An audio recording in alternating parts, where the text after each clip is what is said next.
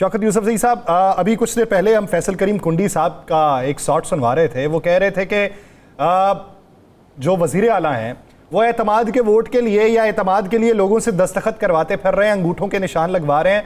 उन्हें असेंबली में आके एतमाद का वोट लेना चाहिए इससे पहले कि उनके खिलाफ अदम एतमाद आ जाए। ये सूरत हाल खैबर पख्तूनख्वा में क्यों पनप रही? बहुत शुक्रिया। फैसल करीम कुंडी 4 मरतबा अली अमीन गंडापुर से शिकस्त खा चुके हैं। उनको रिलीफ में अगर गवर्नरी मिली है तो मेरे ख्याल से वो अपने उसको एंजॉय करना चाहिए। वैसे अपने हुदूद से बढ़कर बातें ना करें। जब 4 मरतबा सियासी तौर पे तो यही होता है ना, 4 मरतबा आपने शिकस्त खा ली तो आपकी तो हैसियत ही खत्म हो गई। अब किसी की वजह से आप यहाँ बैठे हैं तो बैठे रहें, अपनी आईनी जिम्मेदारी पूरी करें। जो जब जरूरत पड़ी तो एतमाद का वोट भी ले लेंगे। देखिए, ये एक चीज आपने जो आखिरी बात की ना, वो ये कि वर्कर जो है वो इनटेक है के साथ, और वजह क्या है? इमरान खान।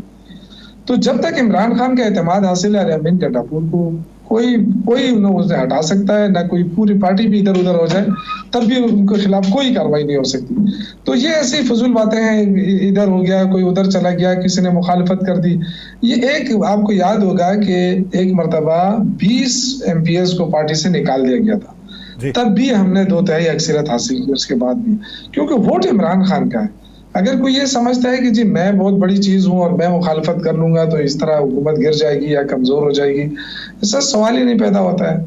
तो और डिसिप्लिनरी एक्शन लिया है अली अमीन गंडापुर ने, मेरे ख्याल से पहली दफा।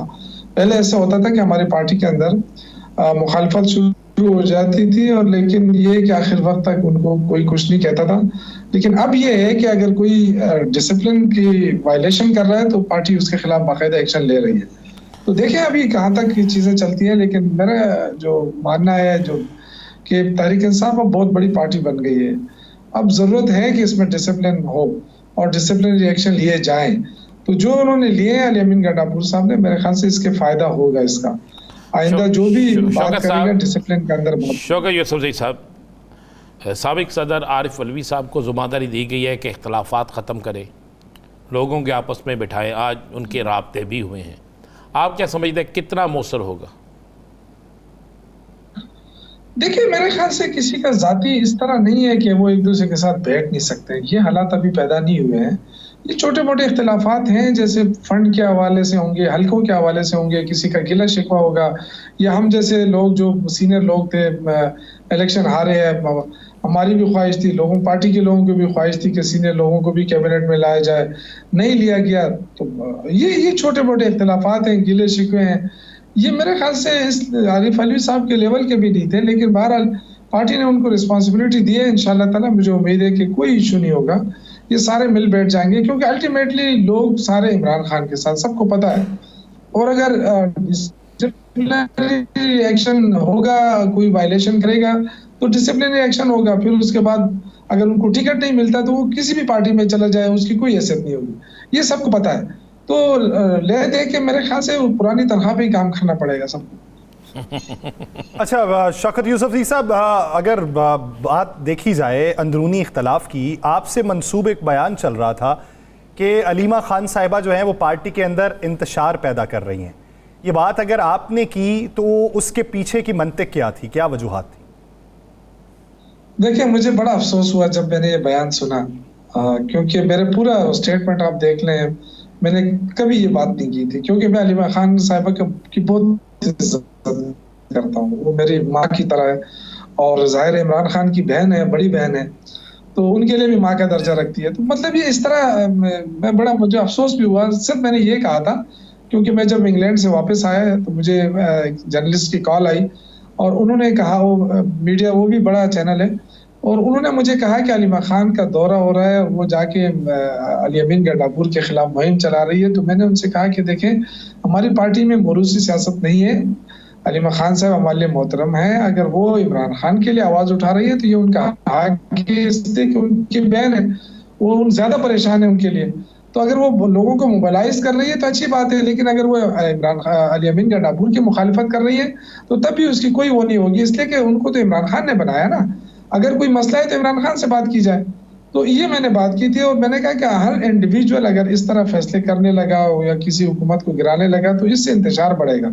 तो वो एकदम उन्होंने ये कहा कि जी वो इंतशार फैला रहे हैं, इस तरह मैंने नहीं कहा था।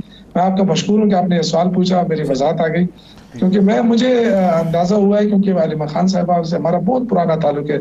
मेरा तो बहुत ज्यादा 96 से हूँ मैं, उस वक्त मैं यंग था, तो अभी तक मतलब जाहिर है उन्होंने ये मैंने भी सवाल इसी वजह से पूछा कि मुझे भी वो स्टेटमेंट सुन के हैरत हुई थी। लेकिन यंग आप अब भी हैं, ये ना कहें जो कि मैं आपको मुझे खुद बड़ी तकलीफ हुई, लेकिन मुझे चूंकि एक स्टेटमेंट जब चल जाती है ना, फिर आप अगर वजाहत करें तो उस बड़े चैनल पे फिर इस तरह वजाहत नहीं आती है।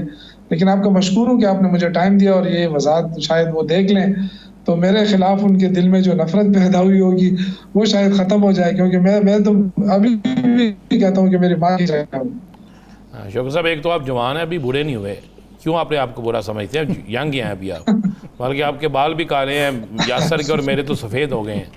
तो जी जी, ये किसी को बताना नहीं कि काले क्यों हैं।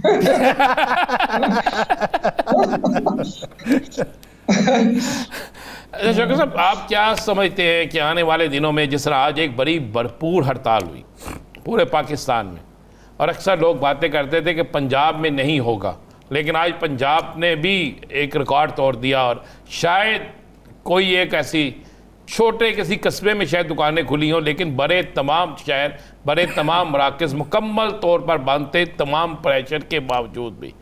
क्या आप समझते हैं कि आज की शटर डाउन के बाद किसी चीज़ का आगाज़ हो गया है?